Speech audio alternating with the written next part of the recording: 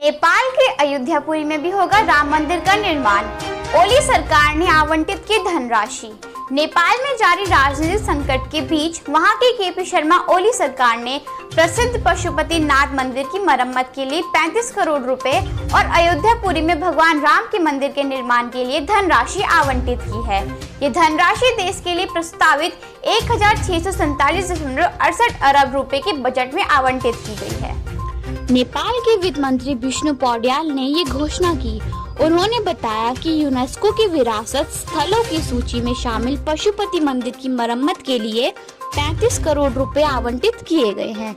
इसके साथ ही चितौन जिले के अयोध्यापुरी में भगवान राम के मंदिर के निर्माण के लिए भी बजटीय आवंटन किया गया है। इसके लिए कितनी धनराशि आवंटित की गई है, उन्होंने इस बात का खुलासा अभी तक नहीं किया है।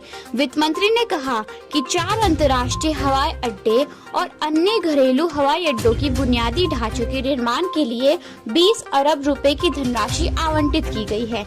इसके साथ ही कोरोना से प्रभावित पर्यटन सेक्टर को बढ़ावा देने के लिए नेपाल आने वाले पर्यटकों को 1 महीने का वीजा शुल्क की छूट देने की घोषणा। नेपाल में 1647.68 अरब रुपए के बजट की घोषणा ऐसे समय में की गई है जब देश एक राजनीतिक संकट से गुजर रहा है।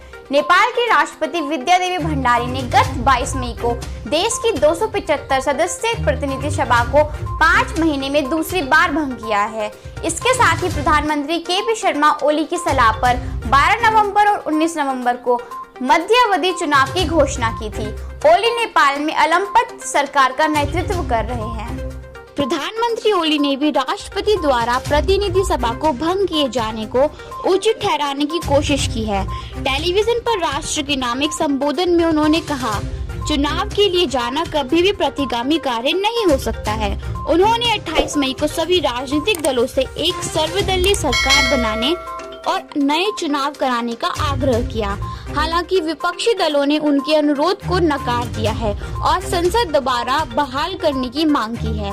बताते चले कि पिछले साल भारत के अयोध्या में राम मंदिर का भूमि पूजन होने पर केपी शर्मा ओली ने कहा था कि असली अयोध्या भारत में नहीं बल्कि नेपाल में है और यहाँ पर भव्य राम मंदिर का निर्माण